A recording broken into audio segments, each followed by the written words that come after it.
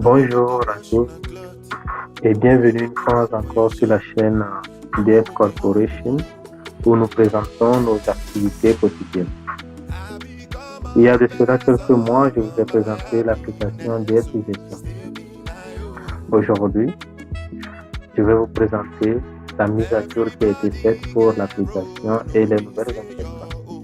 Alors là, voilà le nouveau logo de l'application DS Gestion.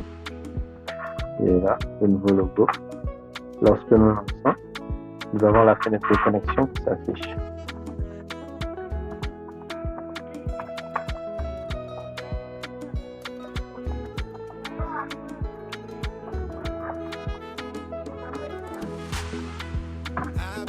Et voilà, nous sommes connectés.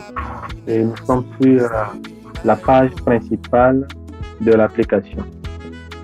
Ici, nous pourrons voir tout le changement notoire qu'il y a eu sur cette nouvelle version. Cette version a été modifiée surtout sur le plan design et amélioration des fonctionnalités qui étaient sur la version de base, en plus de l'ajout de deux petites modifications. Alors là, déjà, les rubans de menu. Nous avons le ruban affiché qui nous permet d'avoir le bouton redémarrer, le bouton arrêter, la liste de nos clients qui est là, et pour laquelle nous pouvons faire des ajouts, nos différentes factures que nous aurions émises à nos clients. Je tiens à préciser que dans cette présentation, nous allons juste nous camper sur le design. Une seconde vidéo sera faite dans les jours à venir pour plus de précision sur les fonctionnalités.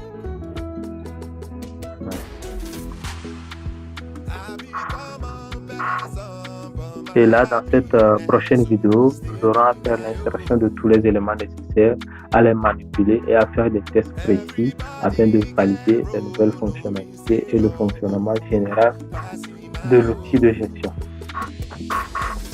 Alors ici, dès que nous atterrissons, nous avons le ruban affiché qui nous permet d'avoir cette panoplie de manipulation, la gestion des clients, la gestion des factures. Là, c'est juste le listing des factures, oui, la gestion en termes de modification. La liste de nos fournisseurs en ajout, en modification, en impression et autres. Les règlements qui nous permettent de suivre à la lettre. C'est un élément très important de cette nouvelle version, les règlements. Elle permet de pouvoir suivre les paiements de nos clients, ce qui a été fait et ce qui n'a pas été fait. Car quand nous faisons une facturation à une entreprise, les paiements peuvent être différés.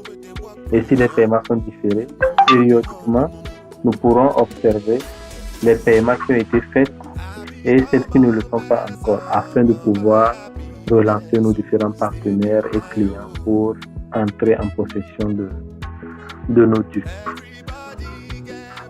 Là, vous voyez, on peut observer les factures non payées en totalité, toutes. Ici, les factures payées en totalité. Et là, on peut faire un tri par client. Lorsque la liste des clients sera ajoutée, nous verrons le reste de la liste des clients qui s'affichera. Et lorsque nous cliquons sur un client, nous pourrons voir l'état de ces factures non payées, l'état de ces factures déjà payées à notre structure. Et ça, ici, nous l'aurons rubrique par rubrique liée à chaque facturation. Mais là, au niveau de dette, nous pourrons avoir l'état total global. Ici, tous les clients seront listés avec leur état global pour chacune des factures. Et ici, on pourra avoir l'état général lié à toutes les factures d'un client. Donc, comme je l'ai dit, cela vous permettra de pouvoir facilement faire vos recouvrements et avoir aussi une archive liée au moment où le client a eu à faire des versements d'une partie des paiements. Tout ça reste en traçabilité dans le système afin d'avoir un élément plus clair. Et vous pourrez aussi faire des impressions de bons de paiement ou plutôt de reçu de paiement que le client aurait fait pour le versement. Donc, c'est l'une des nouveautés principales qui vous permet de suivre vos clients. Donc, à part celle-ci, qui se trouve dans le règlement, nous avons ici la liste de nos ventes. Nous pourrons voir toutes les ventes qui ont été effectuées, que ce soit au guichet ou par facture. Là, le stock, les mouvements du stock, les sorties, les entrées, périodiquement. À tout instant T, nous pourrons refaire la traçabilité depuis le début de l'usage de l'application. Et là, nous avons l'onglet sauvegarde qui nous permet de sauvegarder nos données vers le serveur DS Corporation et lorsque nous sommes en défaillance, c'est-à-dire mauvaise manipulation ou si la machine a eu des soucis ou a été réinitialisée sans avoir eu à sauvegarder les données, via ces sauvegardes qui ont été envoyées sur le serveur DS Corporation, vous pouvez avoir un état par rapport à la dernière sauvegarde reçue. Et là, on voit un peu la liste des sauvegardes qui sont faites et qui ont été envoyées au serveur. Ici, les états. Périodiquement, vous pouvez avoir besoin d'envoyer les états des ventes d'une période à votre supérieur hiérarchique. Donc, pour le faire de façon simplifiée et rapide, cet outil vous permet de sélectionner la période et de faire envoyer. Ceci sélectionne les ventes qui ont été faites sur la période indiquée et les envoie automatiquement à votre supérieur dont le profil a été configuré initialement. Nous verrons cela dans la prochaine vidéo où nous ferons les configurations de l'application. Alors là, nous passons à l'onglet configuration. Ici, nous pourrons configurer les informations de la structure, telles que vous le voyez, ajouter un email qui sera configuré via une clé application de l'email pour permettre à l'application d'envoyer directement les factures, les proformas à vos clients depuis l'application sans sortir. Là, c'est la gestion des codes qui permet d'avoir des numéros automatiques adaptés à chaque facture. Cela est modifiable et adaptable au principe de votre structure. Là, nous aurons les imprimantes, les différentes imprimantes dont l'application a besoin. Ici, on doit configurer une imprimante pour le ticket de caisse, une imprimante pour le proforma, la facture et le bon de livraison. Les trois dernières sont soit une même imprimante ou deux différentes, où l'une est en blanc-noir, souvent pour les proformas, et l'autre en couleur pour le bon de livraison et la facturation. Tout ceci pour vous faciliter les impressions. Au moment de l'impression, vous n'aurez plus besoin de sélectionner l'imprimante qui doit faire l'impression.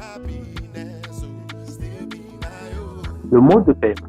Le mode de paiement, nous avons les trois types de modes de paiement en cours actuellement. Virement, transfert, physique. C'est vrai qu'il y a le mode de paiement banque qui n'a pas été associé là-bas. Mais ici, nous avons les virements bancaires que nous pouvons recevoir. Mais ces virements, vous allez pouvoir enregistrer les numéros des bons de virement afin d'avoir la traçabilité. Dans les mises à jour prévues dans les jours à venir, nous pourrons pour les modules mobiles comme Orange Money Wave et tout autre par rapport aux différents pays, configurer directement les accès à ces modes de paiement depuis l'application et valider le type de mode de paiement pour que le client reçoive un message par lequel il confirme son paiement et automatiquement le transfert sera fait vers notre compte. Là, nous avons les catégories où nous allons lister nos différentes catégories de produits, y compris nos services. tout produit n'ayant pas de stock sera considéré comme service ou produit sans stock. Ici, nous pourrons avoir les différentes sous-catégories si nous avons prévu dans notre classification des sous-catégories pour nos différents produits. Et là, nous aurons la liste de nos produits. Lorsque nous faisons nouveau, nous pourrons insérer un nouveau type de produit.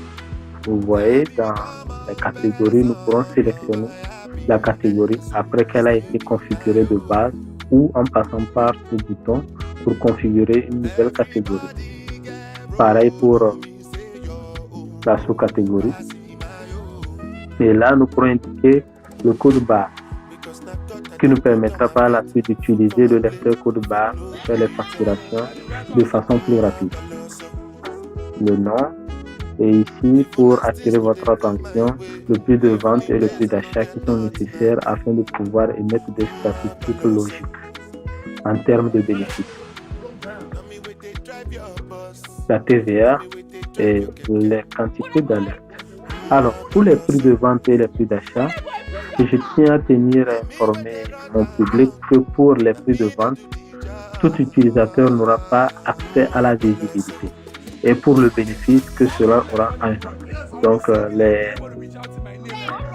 les agents de caisse et tous les éléments pourront voir les prix de vente, mais ne pourront pas voir les prix d'achat.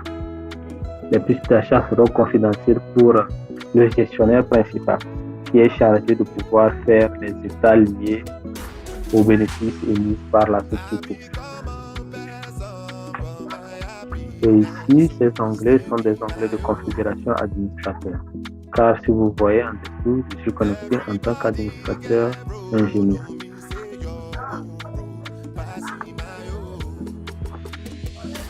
Nous passons au module statistique, à la rubrique. Dans cette rubrique, nous avons 6 fonctionnalités.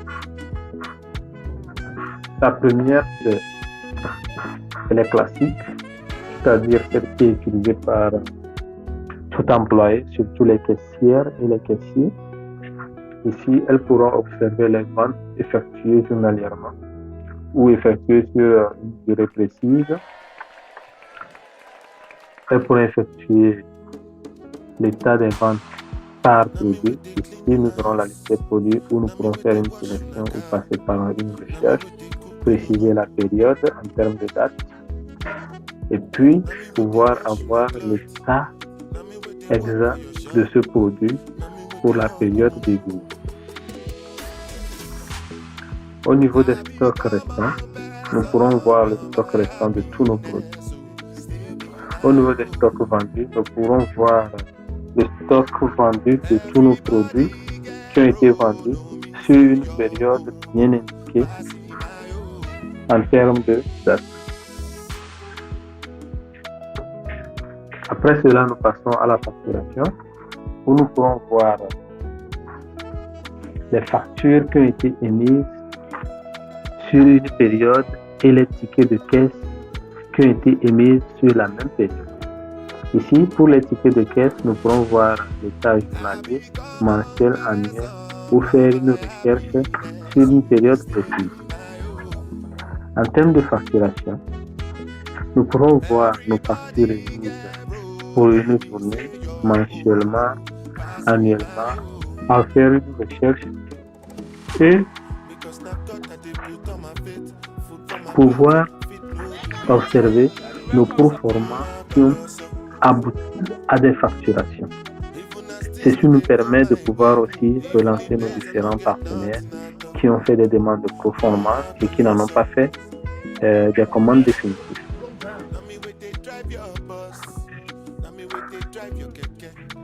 Alors, nous passons au stock où nous pourrons ici analyser nos stocks en termes d'approvisionnement, journalièrement, annuellement, mensuellement et par recherche, analyser nos stocks en entrée, analyser nos stocks du jour qui ont été vendus en termes total, analyser le stock mensuellement, annuellement, le stock sorti en tout, Et en termes de classement par nature,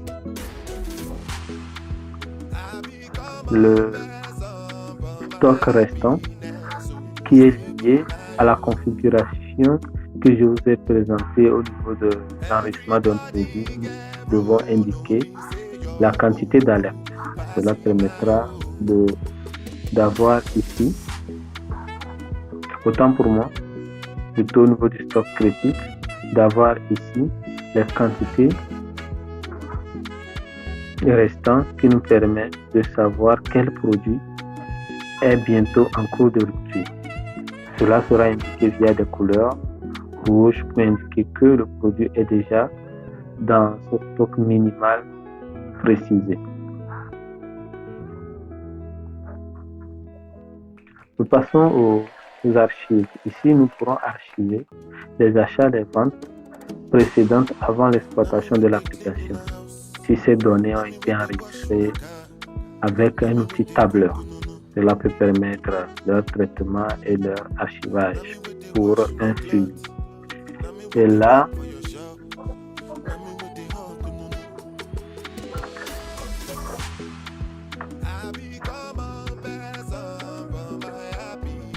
une fonctionnalité pour laquelle je reviendrai dans mes prochains tutos pour vous préciser son utilité.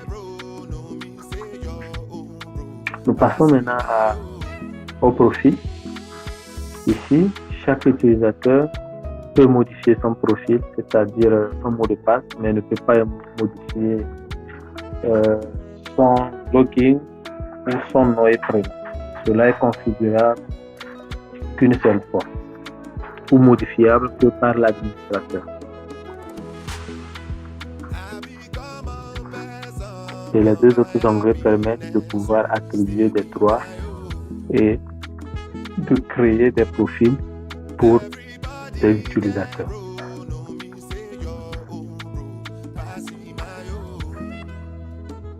Nous passons à la dernière rubrique qui est la rubrique DS, qui permet d'avoir des informations liées à la structure du développeur et pouvoir la contacter à temps voulu pour faire des demandes de modification, d'ajout pour une amélioration de vos services, car la structure propose aux utilisateurs la possibilité d'adapter certaines fonctionnalités à leur utilisation personnelle. Et maintenant, nous passerons à la barre verticale à gauche qui nous indique 4 menus principales qui sont les plus utilisés de l'application. Elles sont sollicitées quotidiennement. La liste des clients pour pouvoir ajouter rapidement les clients. La vente, cette vente qui est l'interface qui nous permettra de pouvoir facturer toutes nos différentes facturations, c'est-à-dire les factures normales envoyées aux sociétés. La note de prix qui fait l'objet d'une transaction entre les fournisseurs des pharmacies en termes de produits. Le guichet qui permet de mettre les tickets de caisse lorsque nous vendons des produits au guichet. Le pro forma qui nous permet de mettre un pro forma à un client précis. Et tout ceci, ce sera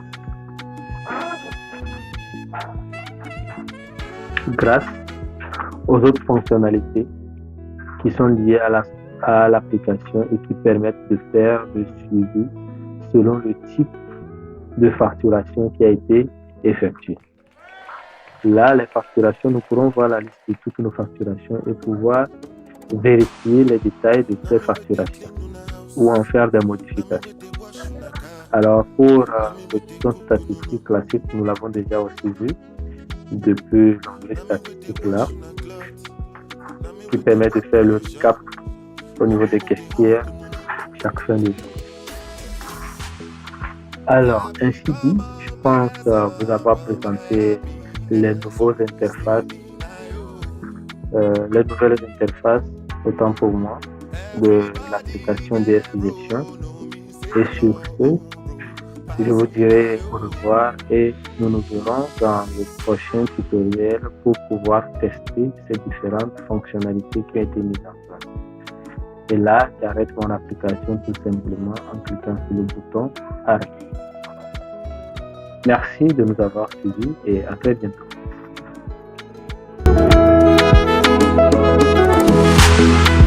I become a person for my happiness, so still be my own. Everybody get bro, no me say your own bro, passing my own. Because now God that they put on my feet, food for my plate, fit no be beaten. My colossal. Even as things could they go my way, even the days I don't get nothing.